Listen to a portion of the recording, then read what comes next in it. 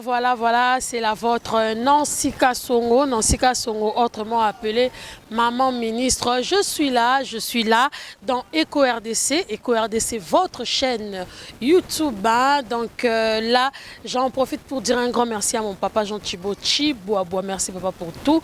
Merci comme ça à notre cordon, hein, balobi, mon balamouine du Peggy Walongwa. Oui, les autres comprennent ba noir et blanc, toutes ces intuitions Tony du Peggy. Mais bon, voilà, c'est pour amuser un peu. Donc merci à toi mon cordon Peggy Walongwa, papa Jean Thibaut Chiboua. Une fois de plus, en tout cas, merci pour la confiance et puis merci pour tes remarques ainsi que toutes les personnes avec qui nous travaillons dans Eco RDC. Alors, très chers amis internautes, Lélo, Toeko Luka Moko Oaza parmi famille Yaba Bangou.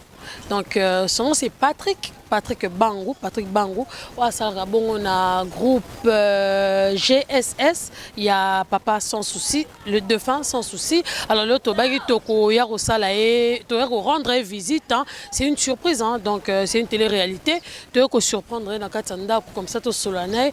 Par rapport, il y a vie théâtrale, hein. Betelabiso Masolo, par rapport à Nengazo évolué dans groupe Sans Souci. Alors, Toko Kota, Toko avancé pour Toko Tabon, mais avant Toko Kota, Toko soit témoignage, il y a quelques personnes au Bavandaka Naye, c'est-à-dire dans le quartier, quoi, à Vivaka, comment est-ce qu'ils se comportent, malgré Azali, artiste, Azali. Star aussi, hein, se comportera bon, on a venu, na ba voisin car bon voisinage, to retourne à ce qui réellement se comportera bien vis-à-vis na ba voisin naé. Alors je sais pas si je peux déjà marcher hein, pour ça au tambola, na avancer déjà na tuna bande konde nini. Patrick Bangou à se comporter à Kabongo na quartier, mais je tiens à rappeler que c'est le frère à Flore Bangou. Donc à frère il y a Flore Bangou, mais j'en profite pour faire de gros coucou hein.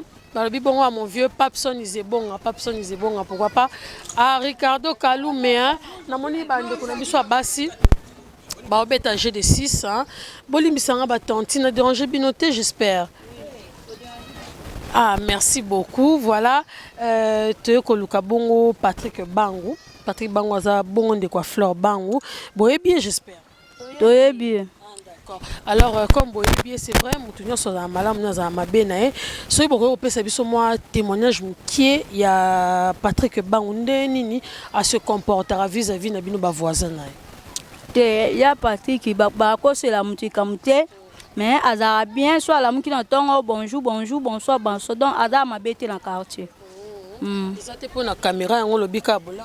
Ça pour la caméra, théâtre zaté dans le babola mounaye. Donc tous arani voilà vient un biso d'abord moral, même moral. Soit la mouki bonjour, n'a pas soit écoutani bonsoir. Donc Azara qui théâtre avec mon baso botuni. Patrick Bang donc Azara bien bépé Azara ming na baba la tieso lingo luke ming lo pang donc na baba penda zala Azara qui n'était. Penda bandani mbote pour te artiste mususu yonde fo bande mais ya bandani. Donc ye penza Azara ne pena minene te donc ye soit monio donc atala te moi mkete mkote soit monio petit ndeni yo pe so monio vieux ndeni donc na sens ma bête Azara penda bon.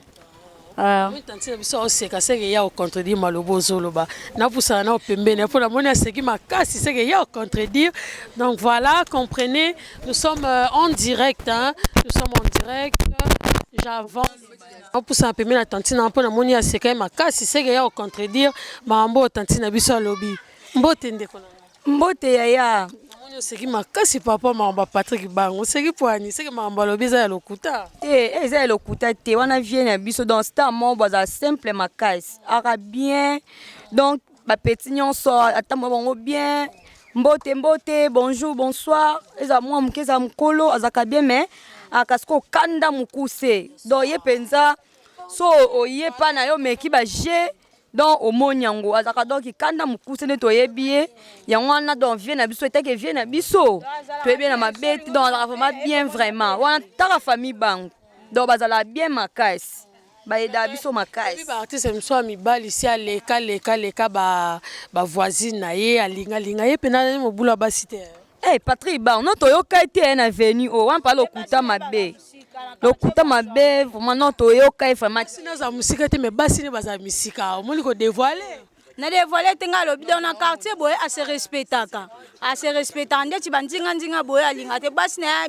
bisika ke na bamaramu na ye basi ne baza kuna dans un quartier boy te a bomba dignité na ye dignité basomba te lem sako linga petit boy bagafe monika dans da bolinga na baja buso bataka ye star le kana TV ngo a garde dignité na linga ba désert na ba petit mkemke à quartier.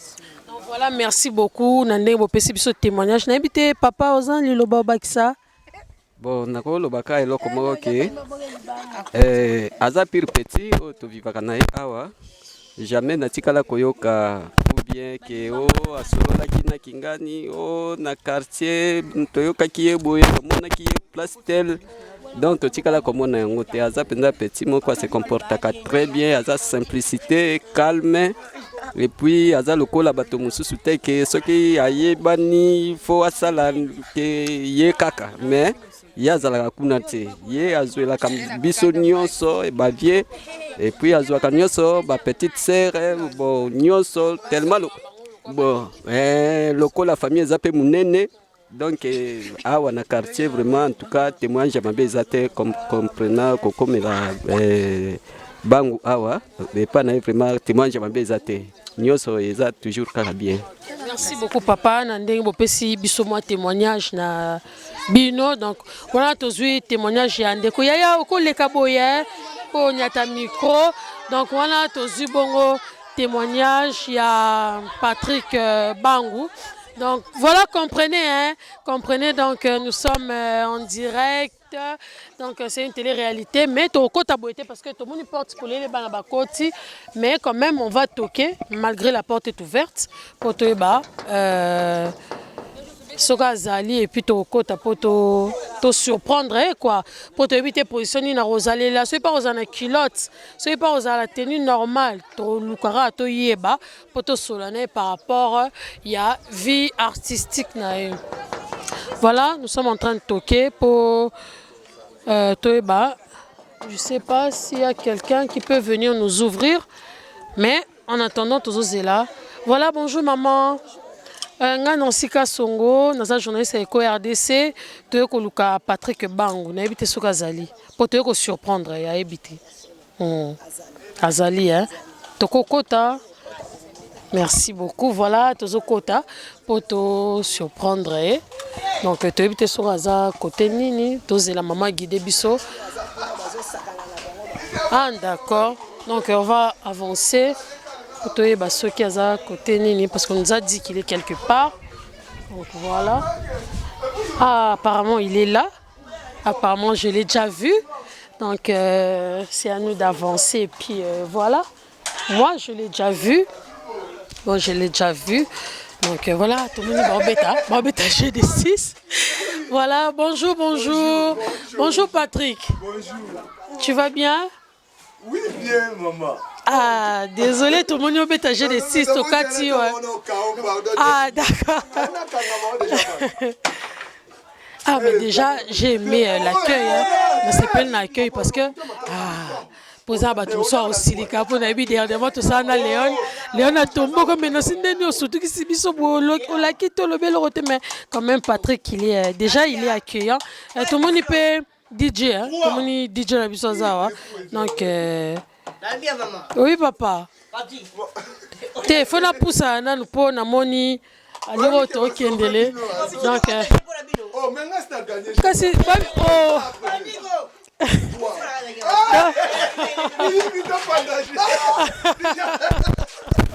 Donc DJ il va là pour la terre. Voilà, comprenez hein, comprenez. To surprendre bango bazo betager de 6. En tout cas, voilà, Zalara, bon quoi. Donc, télé-réalité, Zalara, bon, ils ont des télé-réalité pour préparer, on se fait des nités. N'est-ce pas écouter l'invité, n'est-ce pas jouer là, donc voilà. Voilà, voilà, tu as eu un DJ, il y a Souka Lanzoto. DJ, tu as vu qu'il y a Souka Lanzoto. DJ, on a Souka toujours Lanzoto. Voilà, Patrick.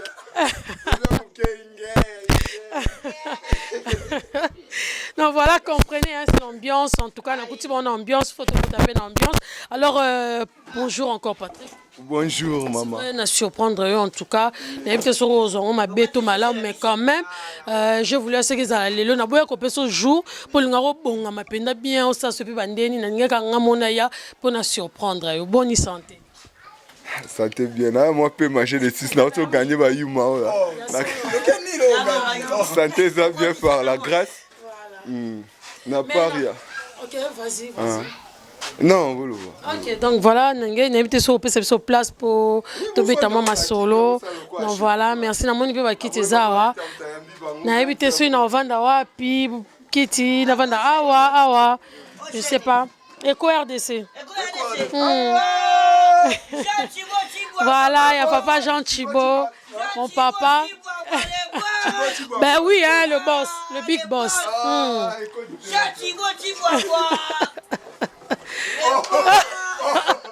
Mais apparemment DJ Ochopo là ouais DJ One. Pas Patrick Bang pour la médaille de 6. Confinement.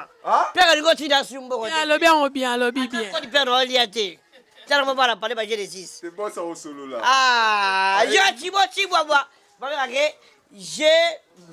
JTT. Jean Thibault. I love you. Ah, donc voilà, ça fera plaisir. Maintenant, il Patrick Soko Poussana. Et ça l'a bien. Donc, je sais pas, comprenez, hein, donc, ton message là-bas, bon. Donc voilà, hein, c'est l'ambiance en tout cas. On a été bien accueillis. Pour, hey, quand même, un beau gars, Makasi. Nalela est fort. Un beau garçon.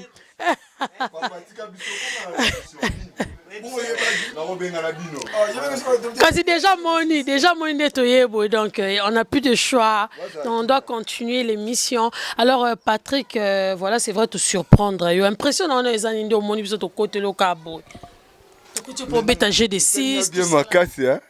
Oui, et ça nous bien dimanche. Na fin na petit na ngaya DJ Mukuse na Manassé Star tozo bétager mais aussi prendre ça nga bien makasi. Au matin j'espère peut-être tokozo autant. Papa boni koyo. Ozo kolater pour na matumo yo ko fana niete. D'accord, fana na yo. Voilà. Et ça nga bien makasi, hein? Vie normale, l'artiste est au ménango, hein. Tout ça, quand un artiste, ça sont des ministères, oui. T'as qu'à na yokuta, boyokuta na police, on a G6. Bana kutu bango na tena poche na bossani batikalia. Non, voilà, nous sommes avec Patrick Bangou. Alors, ils ont un internet, un suspect, au Baébi Patrick T. Ce que je expliquer na Batunion, so ba Hollande na Eco RDC, qui est Patrick Bangou. Oui, Patrick Bangou, hasard. Ah, DJ. Comme ça, l'émission va être pembeni à ma belle. Patrick Bangou, hasard, un artiste et comédien, a joué dans un groupe sans souci. Ndeko ya Flore Bangou, na assis bateau bayebi, grande sœur propre Flore Bangou. Oui, naza juste après, naza 10e de la famille. Flore Bangou, yola. Oui, naza après. Te asuka za pasteur tonto Bangou, azali mwana suka. 9e nakata bana 11, donc tu es 9e, voilà. Si je me trompe.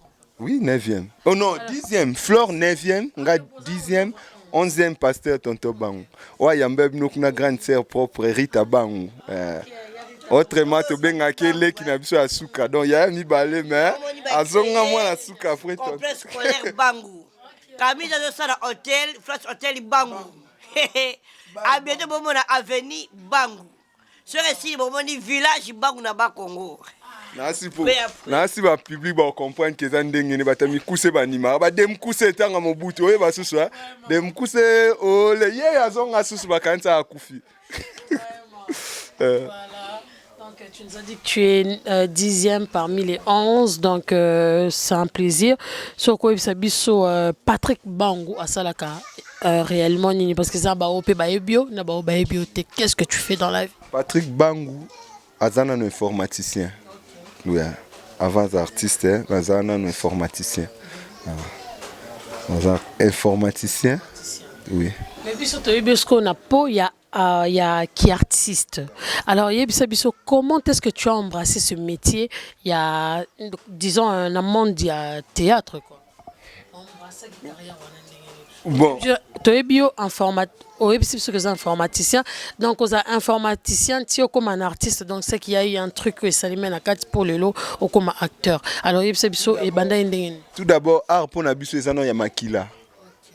Avant nyonso eza ya makila ka biso te bato bandila ba flore banada bato aliboso déjà babandaki yango même papa ye moko asala ba misala wana na école ba théâtre ya école azala toujours sélectionné nango mais amemaki yango musika te même ba grande sœur aliboso Jeanne Bangu na Toulouse la grande dame na profité na pese mbote ya baleki susika otolinga to mona na dimanche mais ba bongoli makambo problème te et bande pe na ye pe na école asala ki yango mona keza déjà eloko makila kolongwa na ye ba grande sœur ba Rita Bangu nyonso ba Fifi Bangu ba Bégipson Bangu na ba école basala musala wana siko ngai nde na flore nde toyo komisa yango ya solo tolongoli on liyoto to komisa yango ya solo to pakoli en maquillage.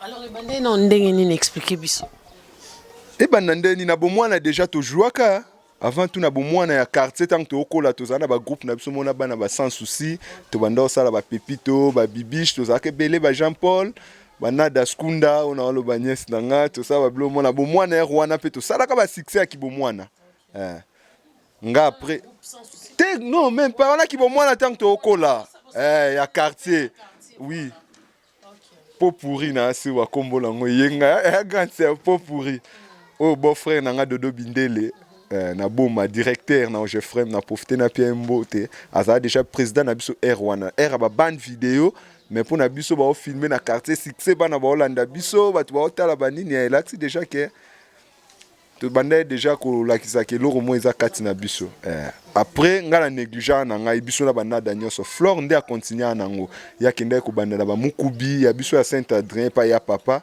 batu ba ko yebe pe mingi ya format batu belé ya papa ya biso ya mukubi ba isobe ba utakuna ba bodo ba flore ba leka wana ba biso pe to lekaka yango flore a continuer kuna akei après ndenga pe na yo Hollanda na sima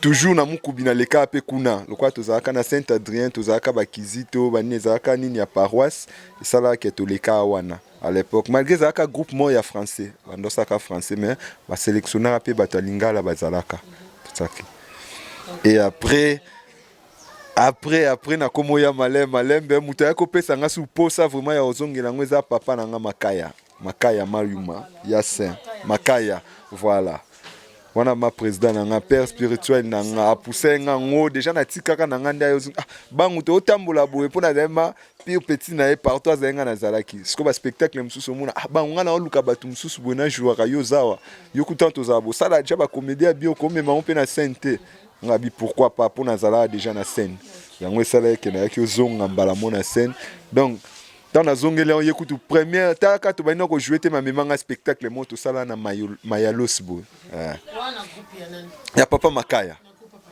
za groupe papa Makaya groupe MM on a za chef du groupe kuna MM groupe nenda bengenga to spectacle na beti bona frappa kutu ko lekana batu msu ba di domaine yemo abibango inutile kuna loba donc j'ai bandi mbala mo voilà na continuer na longwe papa Makaya.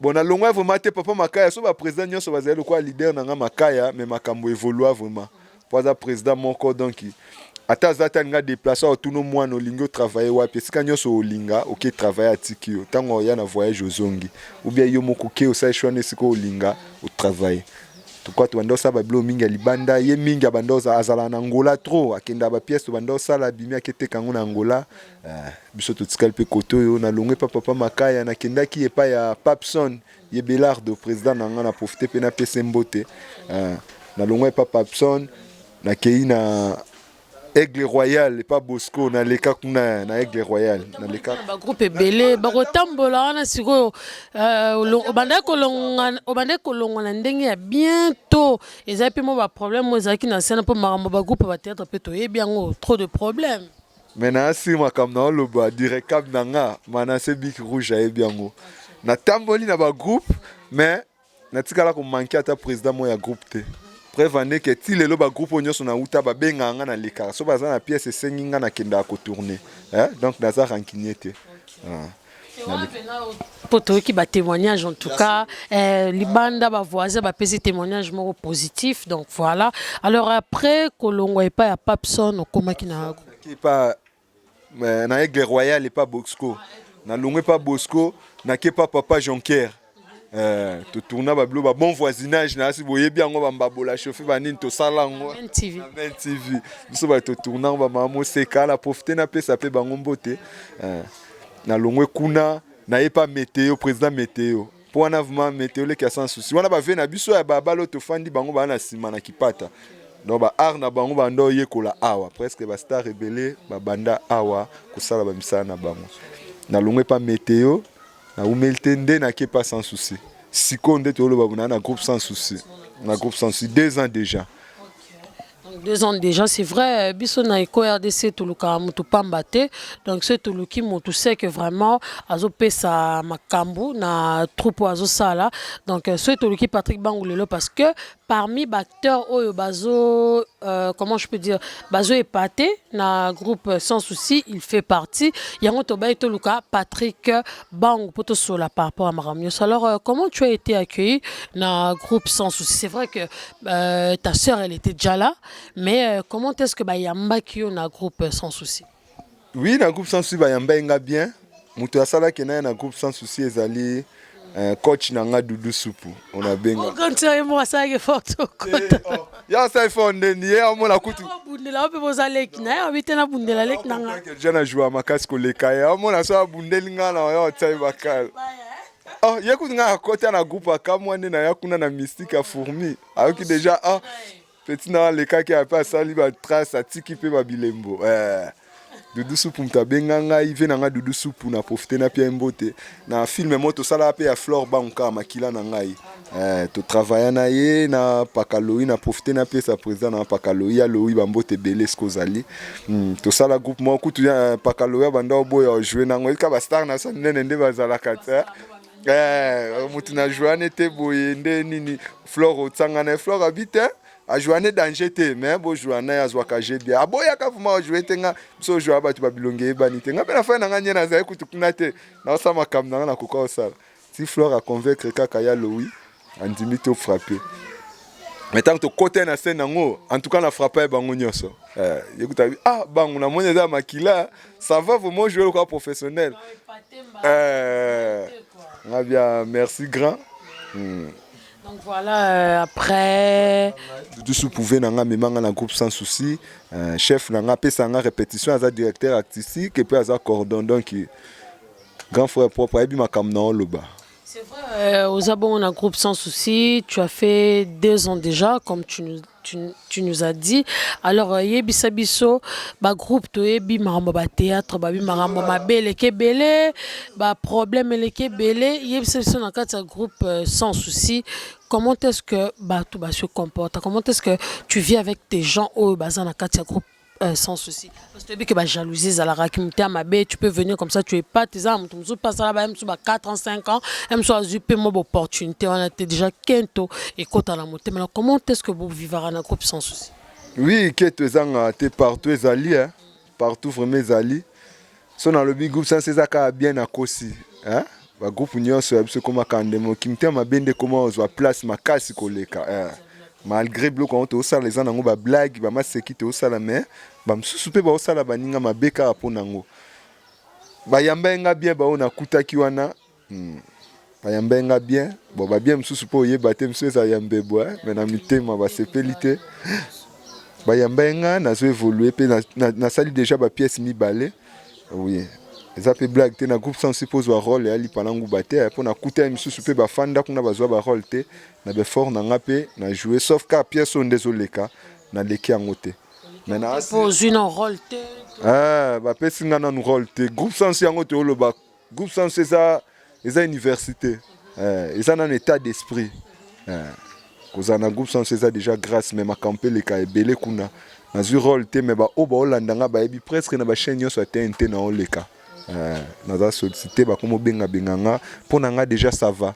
Mais en parlant na ko benga président poudre de chasse ça vraiment ferme par rapport à banzonzing de tout le monde à président mususu balinga ko te bana bomba ke banzonzing. Est-ce que président poudre de chasse a pesa une opportunité na banana malgré un groupe sans souci mais qui ko évoluer puis ailleurs na banzonzing? Oui, boss n'a pas profité pour PCK Mbote poudre de chasse. Mon boss, président Sosimat, il est toujours étoile.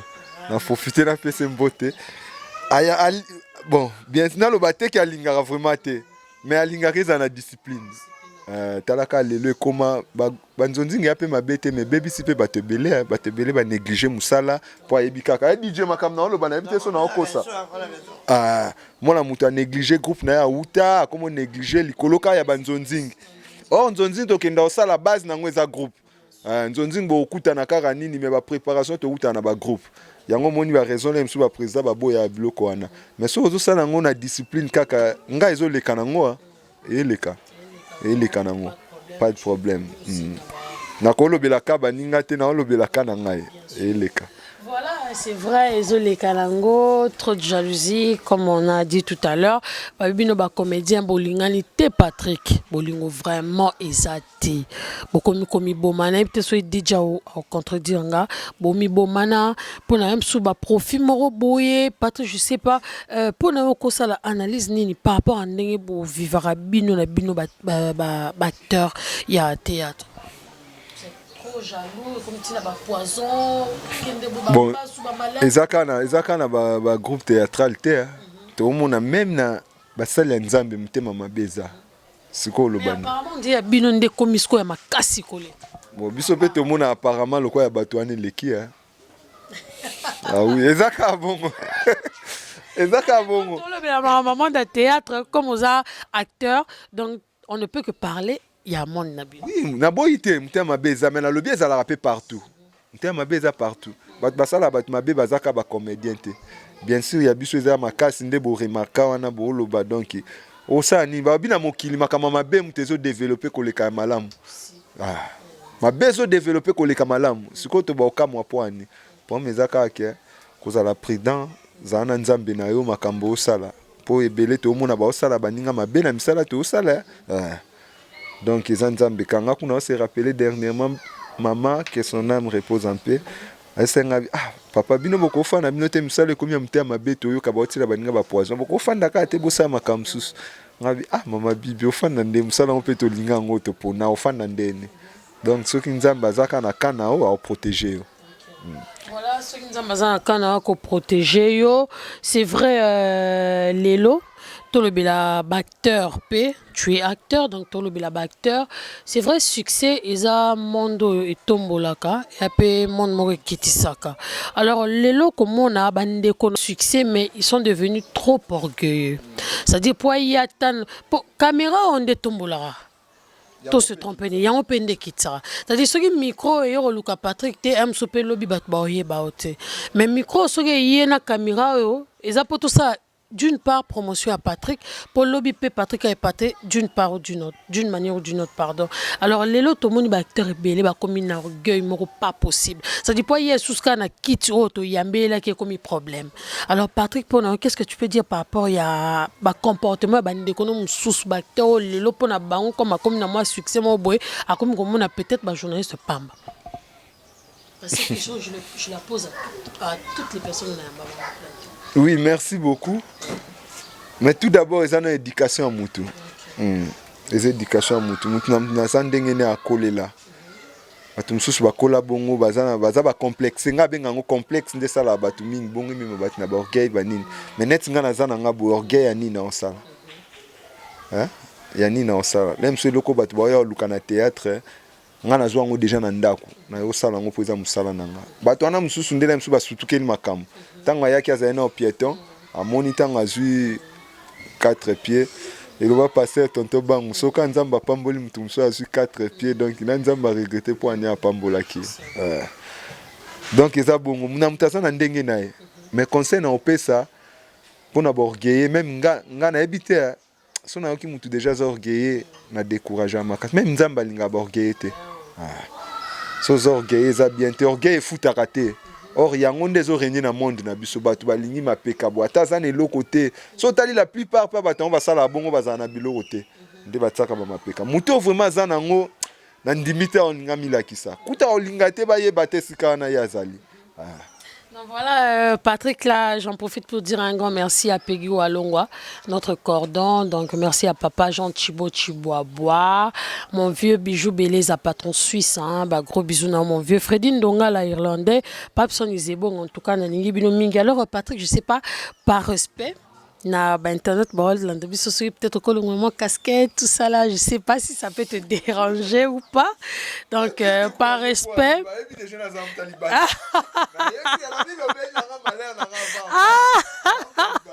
c'est vrai hein donc il y a un open on va découvrir Patrick na donc voilà est-ce que vous retrouvez bien Patrick pour ça nous à quoi là ta so bogar monde nini so na vimba. Non mais je pense comprenez hein donc dans le théâtre vous comprenez là c'est quand normal na sac na la raison ah tu la sac yeso ata moi na sac na sac moi la kanga na ba clé ou porte clé na tela ba clé en tout cas vous comprenez là ba ma bouquet donc voilà alors Patrick c'est vrai papa utaki kokufana maman ba utotika biso mais sincères condoléances malgré notre salon un peu en retard mais quand même on a perdu des êtres chers vous avez perdu des êtres chers aux papa et maman mais question non je salue Rémi Kovodor bah gros bisous depuis quelque part basket mbote mon konzade continent na tati bangu grand frère propre Code de Luanda babia na kinya bisinga sala makamunyo solingi dépense etalingai ya on a sala mo donc voilà Patrick pourquoi na lobby bongo c'est vrai tout le monde qui papa na mombatika ebiso mais dans la présence il y a moto peut-être il monde na quitté présence il y a président pour de chasse ben oui c'est une question. Donc, tu remarques qu'absence, il y a président pour de chasse, c'était dû à quoi? Il était peut-être absent du pays, peut-être ça qui empêché, mais quand ça l'empêché, ça va être cher au binobo perdre. Alors, qu'est-ce qui a fait qu'il ne puisse pas être là, na matang et papa na maman? Oui, merci, journaliste. Bon, na moni vraiment le corps répondre, on a été pour non répondre que c'est mieux binomo boké tout, n'a pas encore répondre à place nette.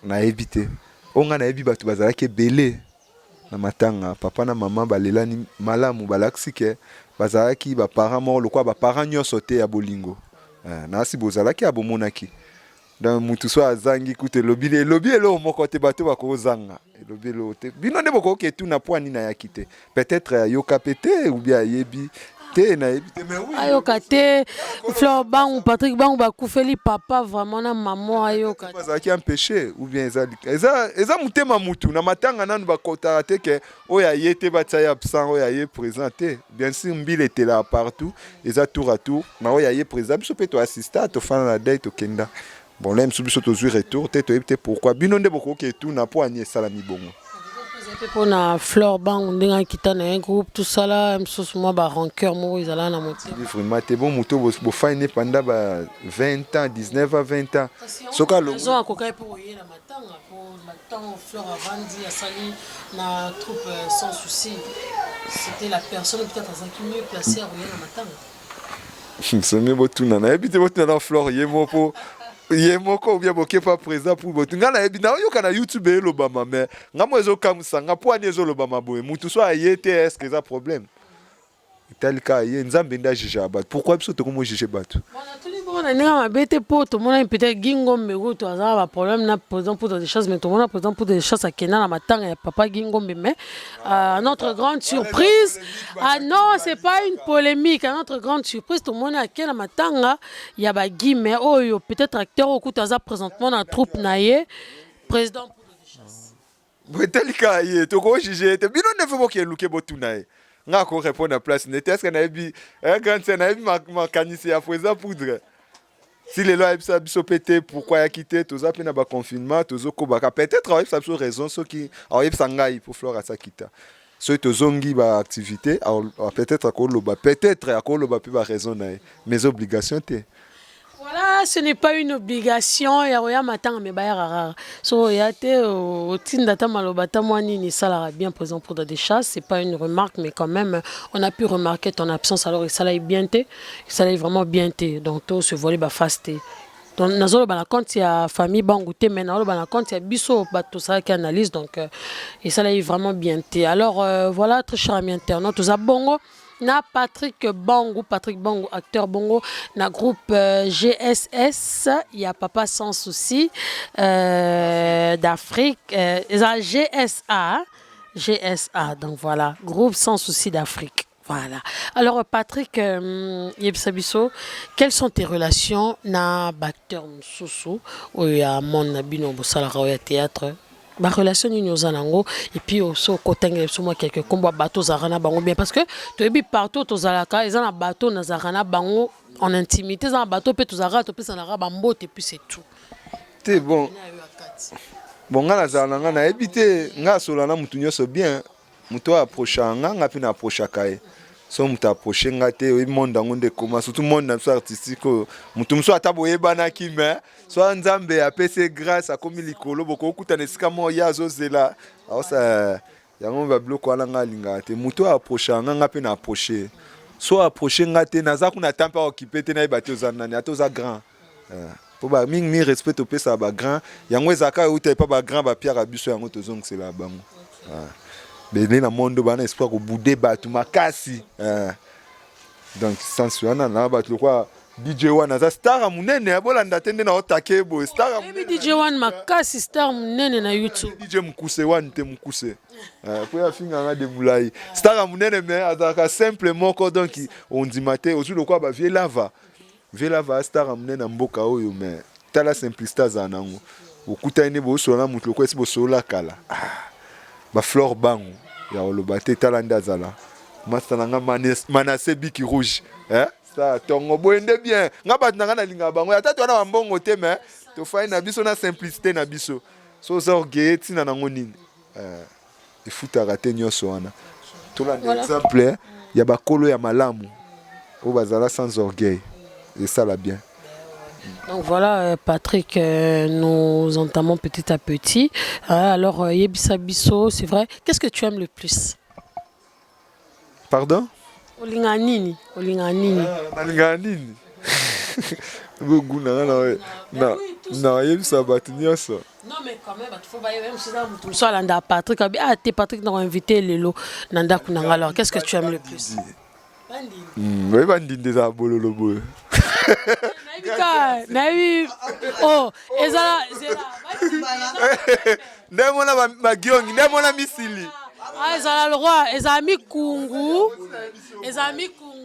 mikungu pe mususu bandindi ya bololo lwanga dia diabo nga yamba ona ndaku na edo ala mloka bandindi komate so yango te mikungu atumbelinga likayabu ya akalingeli ngango to poso kaka ya po ke poso pe adio angulwa boyoka déjà poso nga mutu ba stratégie mutu ba msu na ba ndozela na lo baba ba entrecot de makasa ba benga ngo ni na DJ ba bloka mindele ba benga ngo ni yo pe kuto yo linga ni DJ linga mi dendo donc voilà. Voilà Boki. Il y a solo hein. Voilà donc comprenez. Très simple. Azatende batumsu ba okanso boye. Ba bomanzo tote. Ngakuma ba bomanzo tunaza kunate. Boye kaka. Moi blomo ya vite fait. Ne pegi alinga cordon pegi pas à bongo ngana eto za ba stratégie moko. Simple. Oui. Voilà, comprenez. Eko RDC Kamusanga. Oh. Voilà, collègue de Bézali Babil. Ah, pego bombela biso hein. Oh bombela biso que obeta Babil na DJ One. Cordon na ndenge nini. Ngala tika star ko cordon ko mali ga grade. DJ seke. Bézali Babil to sora mbula na bakaleson. Oh. Pegi balo barati. Ya boliye, abona mimi tibwa, ba tibora bola. Bola.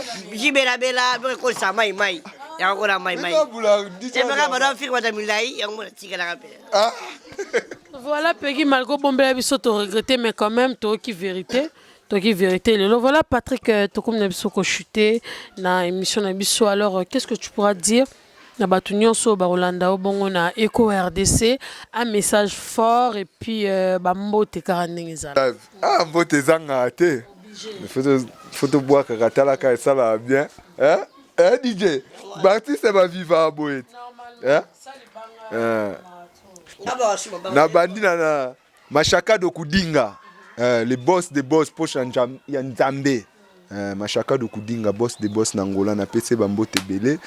Mais j'ai bangu na pese bambote belé, mais j'ai bangu ya Flore bangu siko zali na pese mbote na Adolphe Mouteba boss des boss. Yo ebika esalaka bien. Zapolo. Les Belgères. Ah yo zo boaka yo batunanga na boaka na DJ point ningo. Na pese masalanga ya Chiki. Ziko show, chauffeur à chinois, mikono abina oboaka langa bata danger, na oboaka ba relation na ngato ko. Mikono azongi na nga redi amisi. Na oboaka ba relation na ngai. Bangu wana cousin. Papa yo wela ba relation na nga. Cousin o koma la relation na nga ndeni. Ziko show na pio mbote rikapa imasa na ngai. Na pesi bino bambota trop esika bozali. École du théâtre bino nyonso bambota trop na oka ba demande na bino. Boss ayoki kolela na ngai. Tati bangu.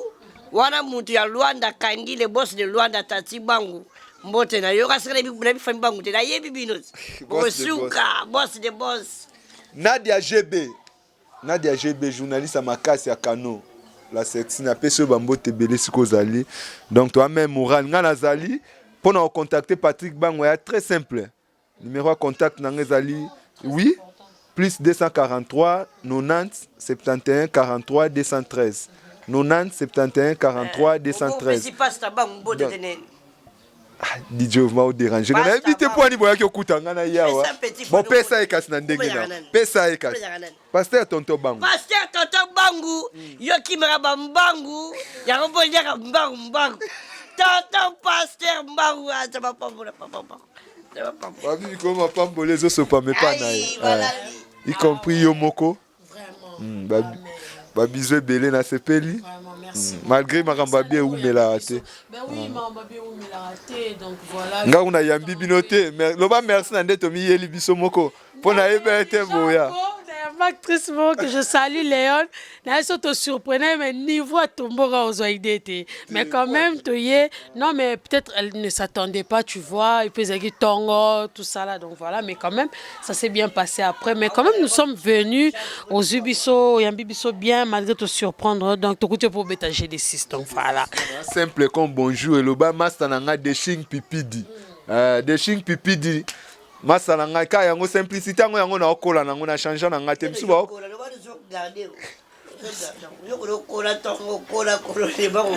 d'accord bon comprendre ka yaza mukusa zo occasion ta okola ndenga na okola mai yazo kita seko kita mai donc il faut jalouser zala na sepeli ya trop na ba fa nyoso bo continuer kolanda makamba bien ezali eza kuta lever les rideaux na bo moni loroté na okota na scène. Bon. Il faut tomber comme Mandindi, c'est ça? Bandindi. Il faut vraiment prochainement, tout ça les loups à Mandindi. Pour nous, on a lié en côté. Ouais. Les boss, c'est ça qui a bagné en côté. Loup et colle tout ça la raté. Eh bon, on appelle ça un bon tout ça la Fanny, Catalé, à Poutou. Et bon, on va monter l'émission. C'est prochainement. Ah, DJ. Donc, comprenez, c'est pour amuser la galerie, tout ça là. Donc, c'est un peu ça. J'en profite pour saluer Boni Kinkambile. Donc, Boni Kinkambile, bah, salutations à yo. Hein, mon vieux bijou Beleza. Ah, DJ, c'est là aussi, c'est monsieur. Pour nous, pour la thé.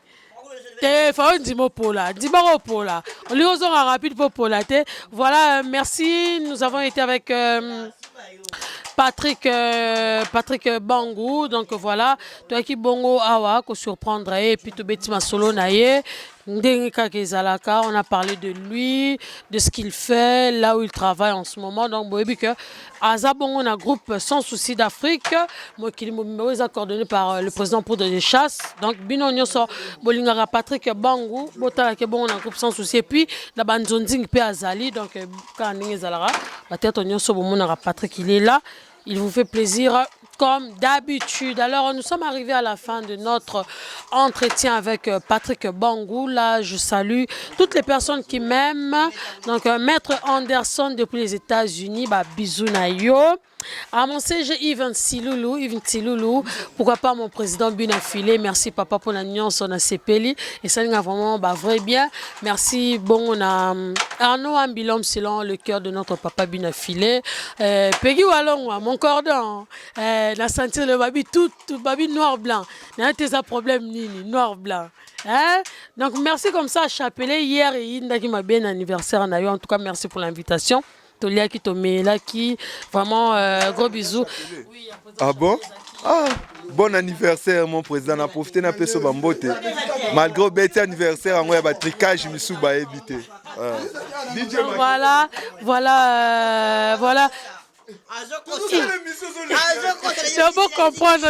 Bon comprendre, on a DJ. DJ ça libo sa caméra. Point de boya à repolater. Quand ça libo sa caméra, t'es DJ.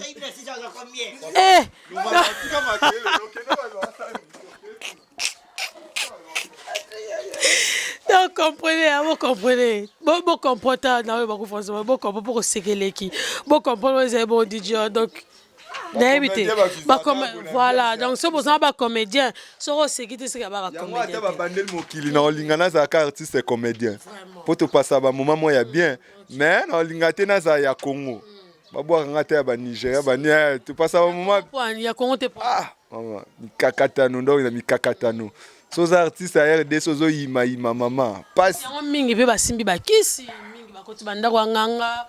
L'occasion on a profité pe na l'état na biso à soutenir biso. Papa Félix. Tande ba œuvre zo tout la ka. Est-ce que batu wana toza ko envier bango ba leka biso na nini? Ne lo côté comme ça to tourner na vie de loin comme ça ngabi. Ah, mais fort onyo soto bimisaka to leka na batu wana mais pourquoi na stabilité ba leki biso? Le président choisi te to a négligé.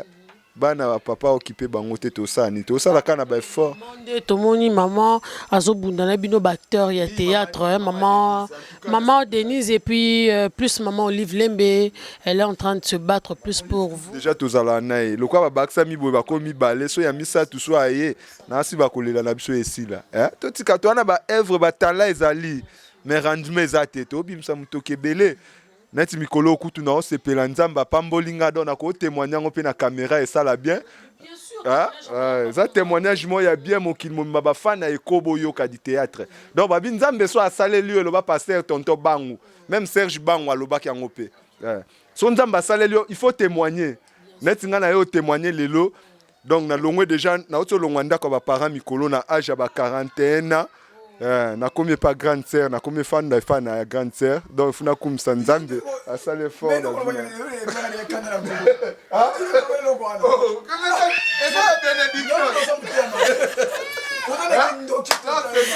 tu es vraiment un acteur comédien. Donc, comprenez. Vous comprenez. Vous comprenez témoignage. Donc, tu as évité quoi? Tu as évité tout le banine. Donc, voilà. Ah, donc, on ne veut pas parents, ok, pas grande série de témoignages. Oh. Et ça déjà délivrance na longwe pas parents na ke pas grande sœur et pas grande sœur pe nzamba ko pambolanga na ke so ate pas oncle pas ba kufir pas parents ndenge sur moment il partir à semi vélo tu Android est bien il me donne papa Nandeni voilà nalia papa Android a kitoko olaki papa na maman nalia papa la maman parce que mbongo langa bana ba olia bon yo so ba papa kufir pas parents ndenge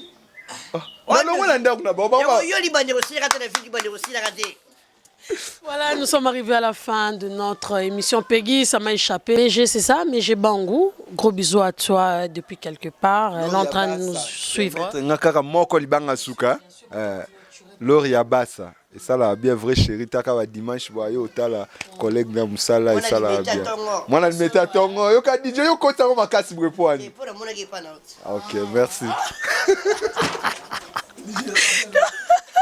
Donc voilà, nous sommes arrivés à la fin de notre émission. Je salue comme ça mon vieux René Makonde, les coachs. Bien des coachs, coach. Donc merci à toi.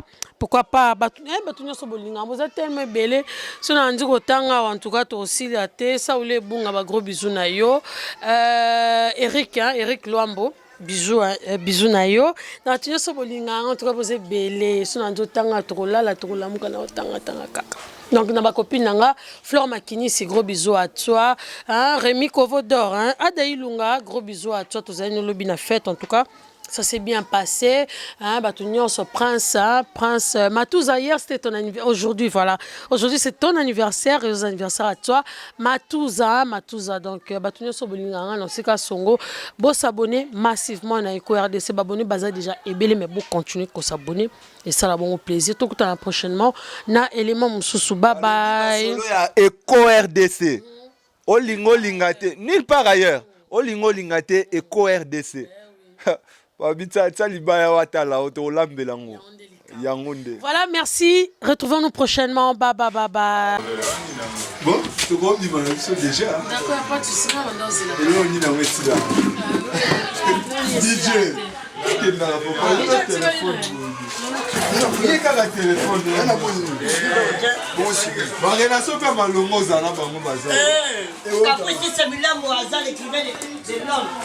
Caprice Azali, bon, Chalim Wawa, et Parisien Azali.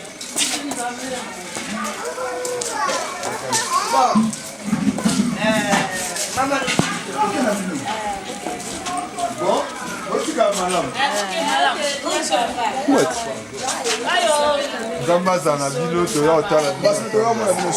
je vous aime tous, hein. Je vous aime tous. Pourquoi on le papier français? Allez, voilà.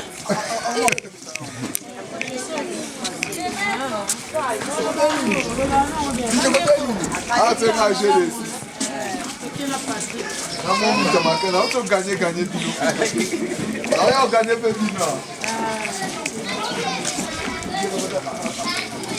DJ One.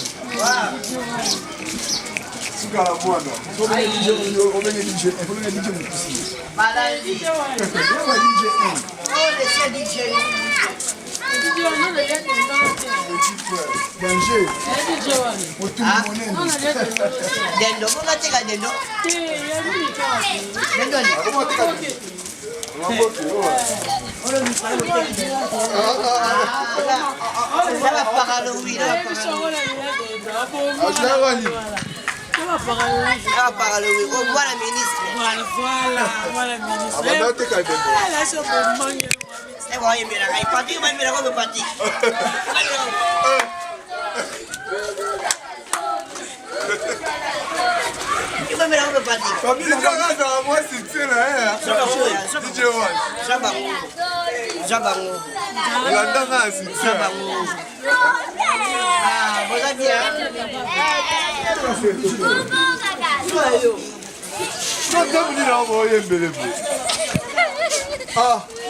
Gugu gaga zombie, gugu gaga zombie, gaga.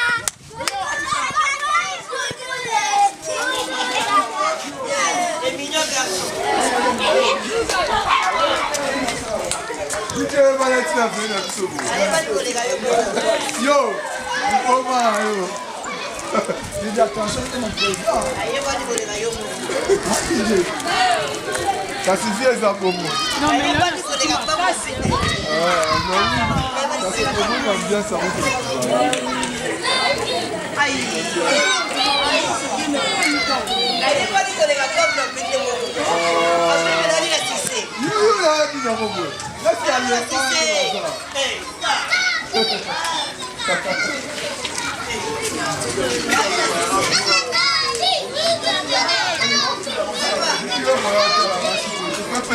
Quel artiste?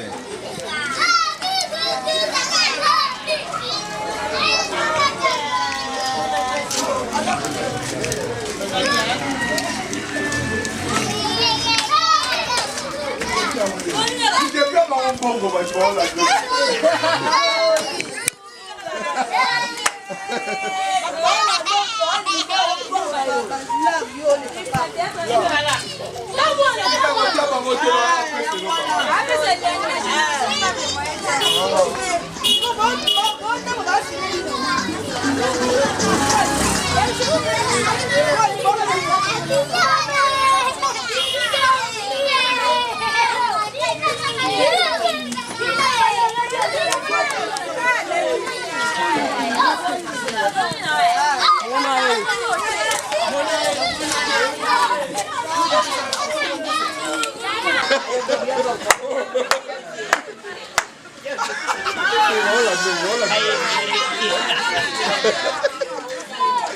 Botika Holanda, botika la kita.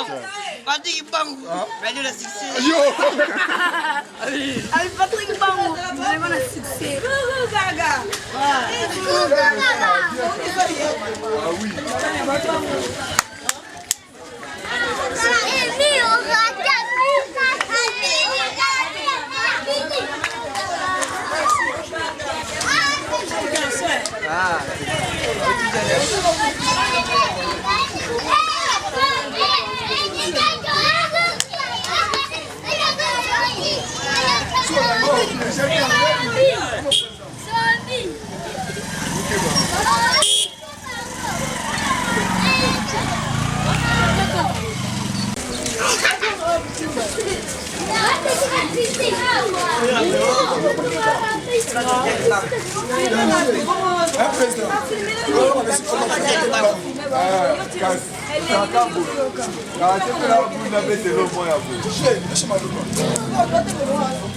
Un excellent DJ, après la salle.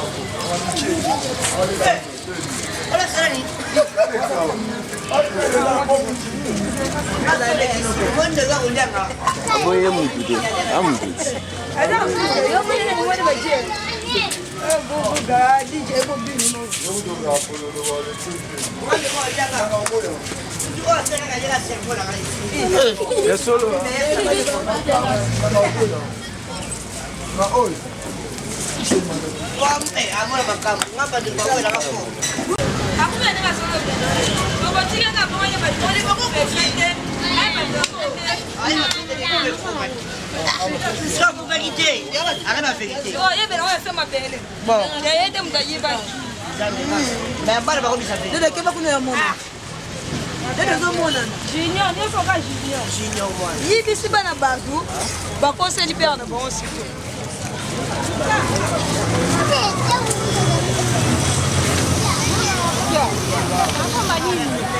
Maman,